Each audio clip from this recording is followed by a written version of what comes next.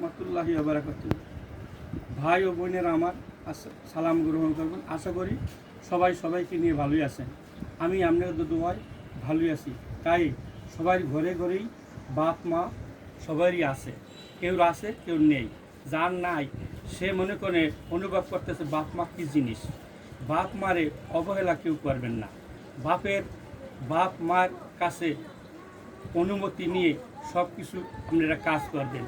যাই যদি আপনারা যদি কাজ না করেন, কোনো ঘরের পরিবারের নিয়ে কূটনীতি করে যদি আপনার বাপ মার মনে আঘাত দেন, এই বাপ মার আঘাত আপনার জীবনও ঘুষবে না।